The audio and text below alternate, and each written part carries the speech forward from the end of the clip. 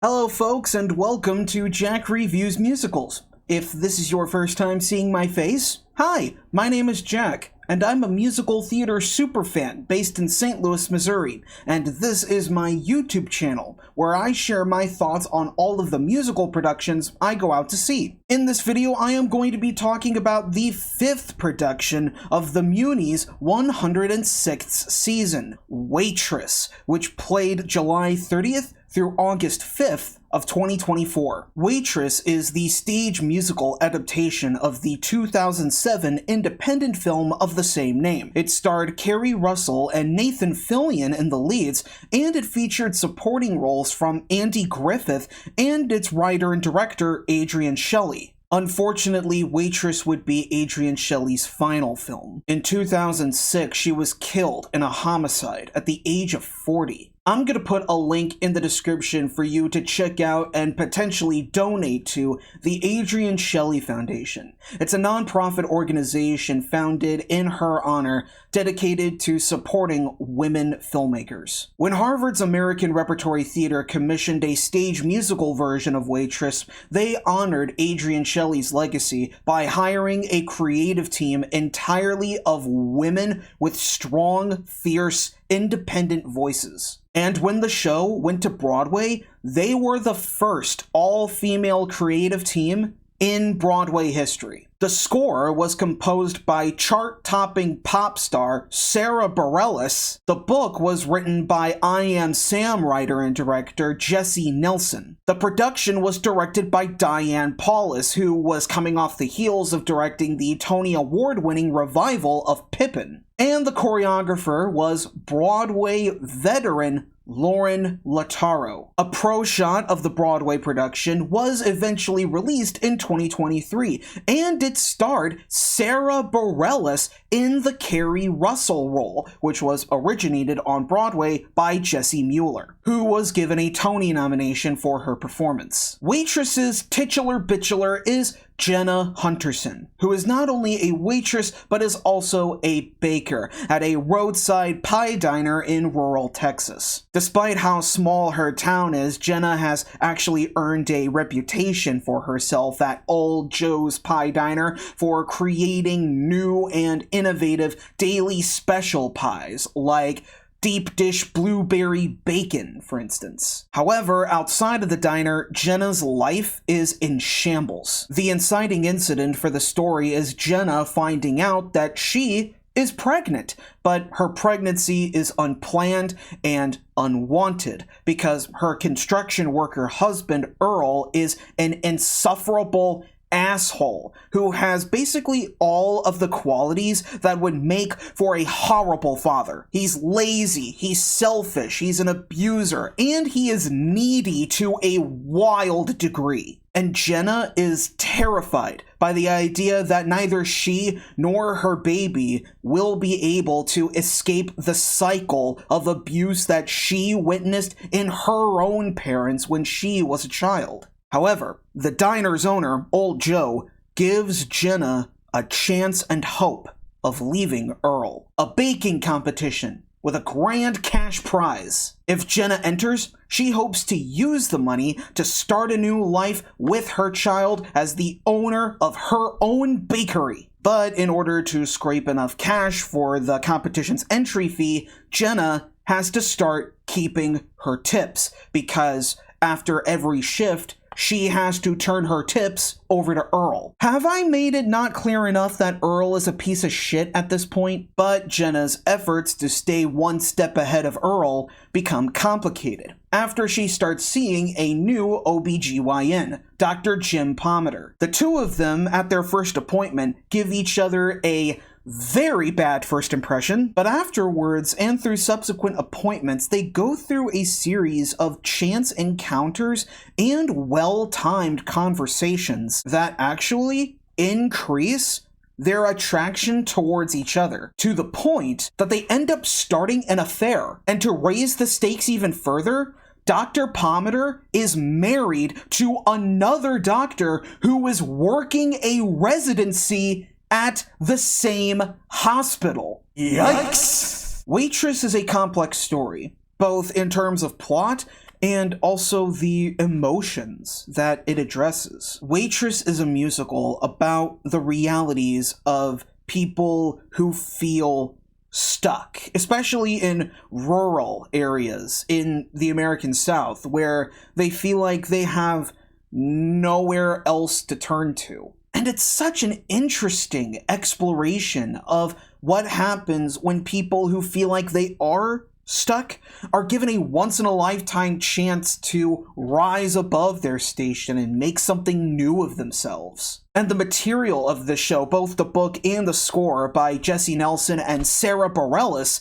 they are so mature in their writing. The dialogue and the lyrics feature very frank discussions of abuse, infidelity, intimacy problems, candid portrayals of all of the various stages of pregnancy. There's even simulated sex on stage. And Waitress is a very intimate story. It's the kind that you would see playing in a venue like the Marcel Theater, like a black box. But this is not the first time that the Muny has scaled up a traditionally small-scale show. And it's also not the first one that is geared specifically for mature audiences. But the really cool thing about this production is that their director, Lillian Brown, she did not do anything to soften the adult content.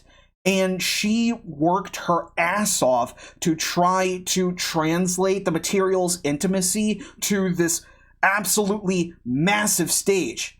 And I'll have to be honest, given the quality of a few productions that the Muny put on of intimate, mature shows in the past, I'm looking at you, Rent, this production was very ballsy. Waitress is the riskiest musical that I have seen the Muny take on since Sweeney Todd. But Waitress isn't all just doom and gloom either. Yes, it is very dark, heavy, and mature, but it's also very heartfelt and sweet. Sara Bareilles' score is very much like her pop songs. The music is so catchy, the lyrics are poignant, and they're loaded with messages about female empowerment that are still relevant to this day. Waitress really is an example of a pop star crossing into the musical theater world flawlessly. And even Jessie Nelson's book, she dedicates so much stage time to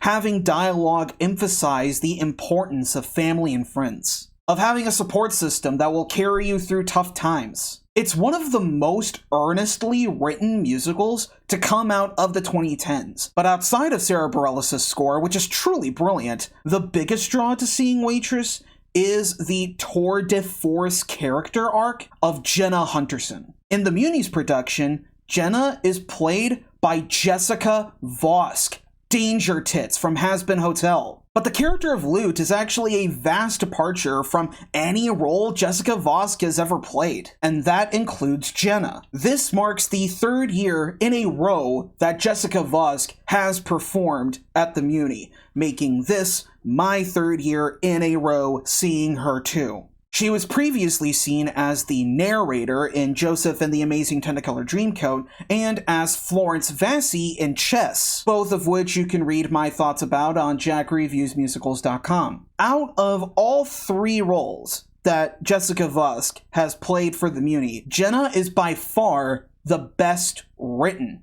This material, more so than Joseph or Chess, really give her so much substance to chew on, so much to work with. Because Jenna is a fully realized three-dimensional character, and the emotions that Jessica Vosk has to portray on stage, it's a big, bold, emotional, vulnerable journey, being fearful, romantic, resolute, longing. And Jessica Vosk gives really powerful acting choices, really great nuances in her body language, and even great nuances in her voice with powerful vocals. The very top of the show is the song What's Inside, where as this refrain of sugar, butter, flour plays in the background like a summoning, Jenna rises up from a lift downstage at the Muny's apron, and it's just, you feel an instant connection with her right on the spot. And it's also a musical moment that leads to a dramatically cathartic conclusion at the end of the show that I will not spoil for you. There's a moment in the show where Jenna says the line, I may be getting it wrong, I think I'm paraphrasing here, but what it is, I want to be happy, not just happy enough. And the way that Jessica Vosk delivers that line, like, you can feel literally everybody in the audience just tensing up. And you can see through her performance just the years of disappointment and trauma that even reads to the people who sit all the way in the back of this 11,000 seat amphitheater. Like, when Vosk hit the climax of what baking can do, my jaw was on the ground. And the performance of Jenna's 11 o'clock number, She Used to Be Mine, oh my god. It is one of the most heartbreaking and captivating solo vocal moments at the Muny in recent memory. If my fanboying hasn't been any indication enough, I do believe that the Muny's production of Waitress, and also her voice acting role as Lute in Has Been Hotel, it made me realize just how much of a real powerhouse Jessica Vosk actually is. If she does make a return to the Muny, I am very much looking forward to seeing what show and what role she takes on next. But Jessica Vosk's very commanding presence as Jenna is contrasted by the presence of Dr. Pomatter, who was played in this production by Devin DeSantis. Dr. Pomatter is a very socially awkward person, and DeSantis infuses this awkwardness with sense of conflict, especially in his attitude towards his own marriage. And it's this portrayal of this troubled conscience that is really hard to make not cringeworthy, and DeSantis pulls it off. DeSantis really makes this connection and eventual lust for Jenna not really excusable, but understandable at least. He makes Dr. Pomatter a sympathetic character is what I'm trying to get at. The antagonist, Earl, the shithead husband, is played by Ben Crawford, and his interpretation of the character leaves very little to the imagination in regards to just how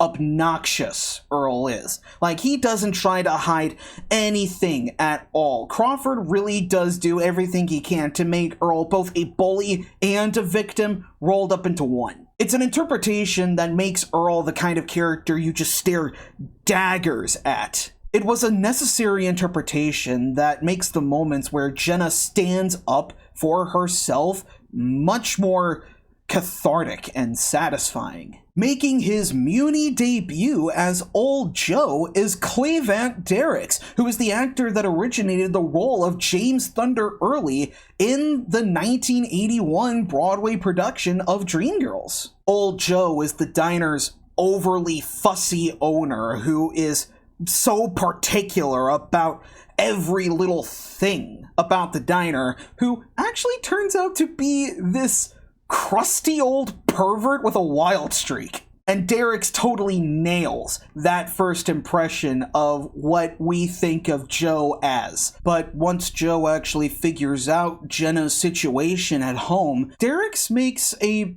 very clever, convincing 180. His demeanor suddenly becomes much more warm and much more compassionate, like a work dad who knows just how to have a little bit of fun. It ends up making Derricks' performance of Take It From an Old Man very sweet and wholesome. I do want to talk about one other side character who I thought was really fun, and that's Norma, Dr. Pomatter's nurse. She's played in this production by Patricia Jewell, who is not on stage for a long time, but her comic timing, perfect. Her line delivery and her physical comedy being this know-it-all who constantly throws out innuendos, it was just outrageously funny. Now, these characters I wanted to talk about last because they are so important, and they are Jenna's work friends. She has two fellow waitresses named Dawn and Becky who form this strong sisterhood that is, by the way, perfectly cast. Dawn and Becky are played by Lisa de Guzman and Nicole Michelle Haskins, respectively. Both Dawn and Becky are characters who have struggles that are parallel to Jenna's. Dawn stumbling into dating for the first time, and Becky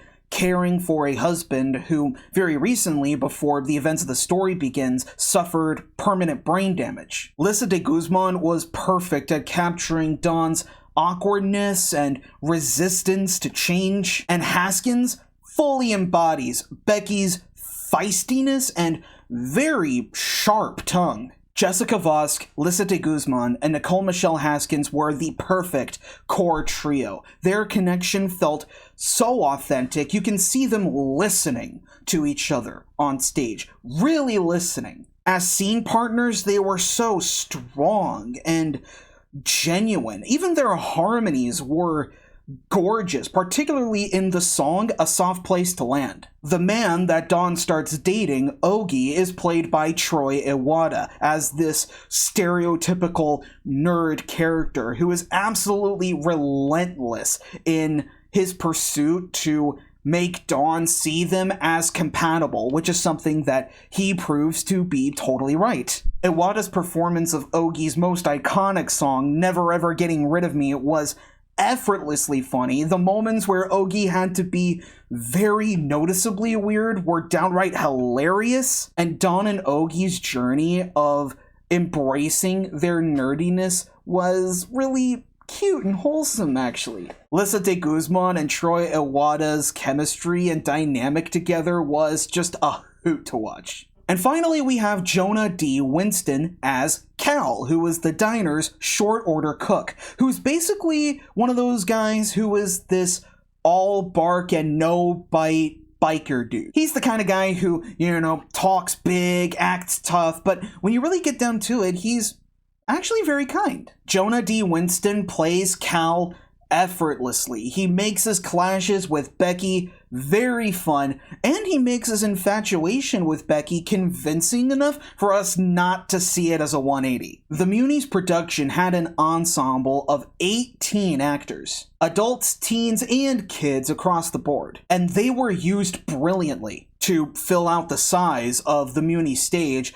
There were some songs where the ensemble performs interpretive dancing to enhance the storytelling in the lyrics. Really big standouts being What Baking Can Do, and also the Act 1 finale, A Bad Idea, where in the background there are flamenco dancers clapping to the beat to match Jenna and Dr. Pomader's sexual tension. The choreography in this production was conceived by Chloe O. Davis, and it was intricate and modern, purposeful. It really felt necessary for a story like this on a stage like this. In respect to the Broadway production and the original movie, the rest of the creative team are also all women. The musical direction by Andra Vailey Simon, top-notch. She gives Sara Bareilles' really brilliant score this lush, instrumental texture. The humor is there, the energy is there, that tenderness, the haunting quality of it all. The Muny Orchestra gets it just right. And the stage direction by Lillian Brown is so alive and natural. And even the movements that she controls in all of the ensemble are so detailed. Even making the way that Jenna moves during the advanced stages of her pregnancy feel authentic. And a big part of how Lillian Brown retains the material small scale is through the production design, starting with the set, designed by Wilson Chin. Chin's set turns Joe's Diner into a roadside drive-in diner instead of the traditional sit-in diner that is seen in the movie and on Broadway. There's outdoor seating, there's an actual camper trailer parked on stage that serves as the diner's restroom because old Joe is too classy for porta-johns. And there's even real cars parked on stage. The Muny is that big. But because of the way that the cars are parked,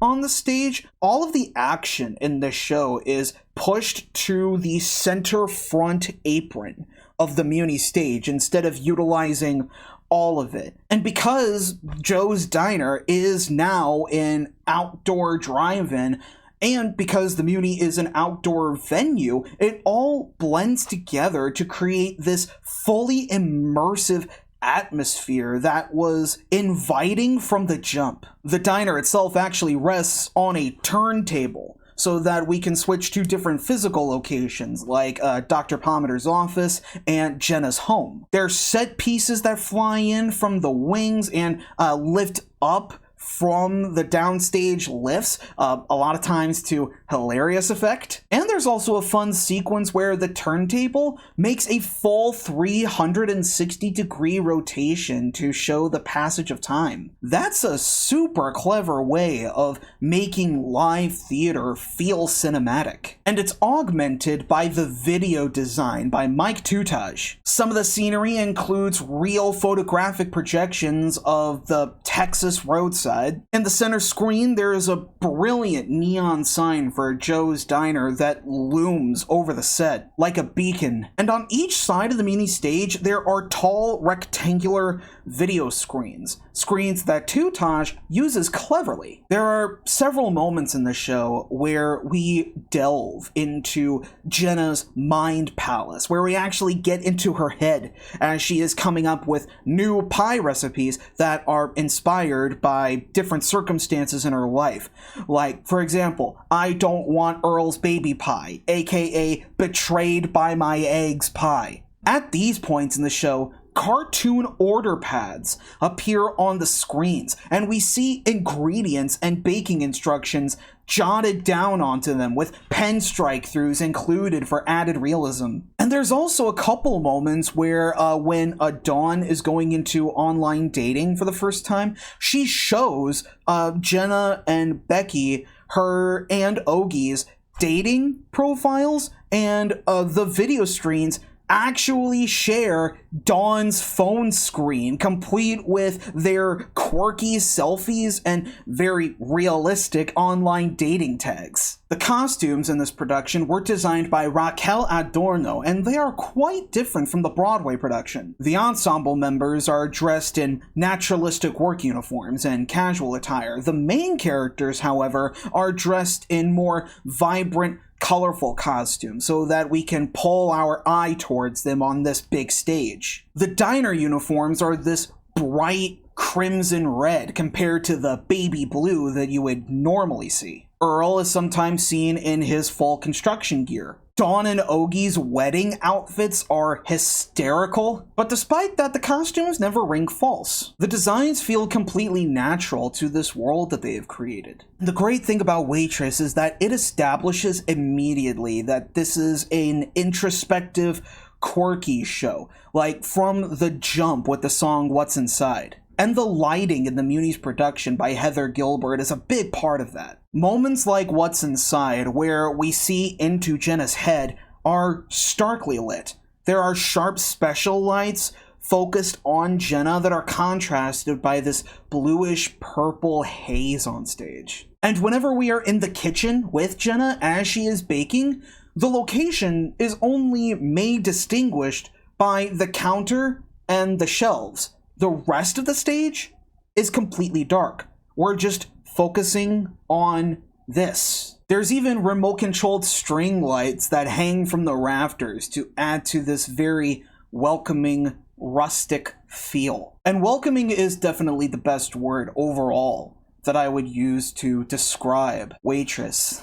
I can safely say that it is one of the strongest musicals to have come out not just from the 2010s, but from the 21st century. And it feels like a musical that was written in the 21st century, and that's the big thing about it too. Waitress is an intensely modern story about women created by women with messages that need to be heard and seen by women during this time now, where women's rights are going giant leaps backwards. But what I love too is that it's 100% accessible. It never feels preachy. Quite the opposite, actually. It's comforting. Like eating your favorite pie. I mean, hell, the Muny collaborated with another St. Louis institution, Ted Drew's Frozen Custard, to sell an apple pie custard in their concession stands, and it was delicious! The Muny's production of Waitress legitimately felt like a breath of fresh air. It's a revelatory, trailblazing production. I cannot wait to see what other musical experiment the Muny takes on next. Have you seen the Muny's production of Waitress? If so, what did you think about it? Comment below and let me know. Also, question of the day. What is your favorite pie? Let me know in the comments below. Personally, I'm more of an apple pie, sweet potato pie kind of guy. I'm a real basic bitch that way. Oh man, I could go for some of that right now. Jesus Christ, now I want pie. To the kitchen! Welcome to my kitchen. Allow me to introduce to you Sugar Butter Flour, the official Waitress pie book. It's available where all books are sold, and I'm going to leave a link to the Amazon page in the description for you to get one yourself. Mermaid Marshmallow Pie. This pie is located on page 151 of Sugar Butter Flour under the section Blue Ribbon Winners. It was the pie that Jenna gave to Dr. Pomander at their first appointment together. He described it as biblically good. So we're going to see if that holds true. This pie is essentially an ambrosia salad inside of a pie crust, a family get-together staple in the American South. It's a fruit salad with a cream cheese base topped with marshmallows. It reads less like a fruit salad made to get kids to eat more fruit and more like a simple, foolproof recipe that little kids can make in the kitchen by themselves, while the grown-ups of the family get together, get in the living room, and drink wine for a half hour. In peace. Shortbread cookie crust! So we have an entire pack here of 12 shortbread cookies. Ideally, it should yield about 1 to 3/4 of a cup for your crust, and you should also ideally ground this up in a food processor. I do not have that in my kitchen, so I'm going to resort to barbarism instead. Really let out your aggression. Pretty soon I'm going to resort to speaking purely in vowels. I don't know about you, but that looks like 1 3/4 of a cup to me. Now we're going to mix into the crumbs 6 tablespoons of melted butter, unsalted. Oh, this is plumb lovely. Next, we're gonna press this into a deep 9.5 inch. God, don't we all? Now the crust has to chill in the refrigerator for 15 minutes. Now that the crust is chilled, you are going to bake it in a preheated 350-degree Fahrenheit oven for 10 minutes. Wakey, wakey, time for school! Now for the filling. We're gonna start off by whipping a 1/2 cup of chilled heavy cream. Ooh. I'm whipping the cream by hand because, well, that's how we all first learned. Looking for stiff peaks here. It's gotta chill. In a separate bowl, you are now going to beat an entire 8-ounce block of room temperature cream cheese until soft. Scrapey, scrapey! Once the cream cheese is smooth, you are now going to beat in an entire 14-ounce can of sweetened condensed milk. Ooh, it's ribbons! This right here is what I call liquid toothache. At this rate, I'll be done by Christmas.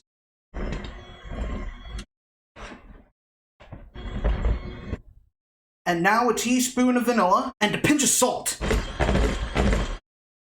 The fixins. First, you are going to fold in 3/4 of a cup of roughly chopped pecans. And then you are going to fold in 1 cup each of the following ingredients. Sweetened coconut flakes, crushed pineapple, make sure it's been drained first, and last but not least, mandarin oranges. Make sure these are drained as well. The reason why the mandarin oranges are going in last is because they are just like me. A very delicate fruit. Bloody legend. And now we're gonna fold in the whipped cream. Gotta get you fluffy! Once everything is fully incorporated, we're gonna pour it into our shell. Isn't that beautiful? This bad baby pie now has to sit and chill in the refrigerator for up to 4 hours. Good evening.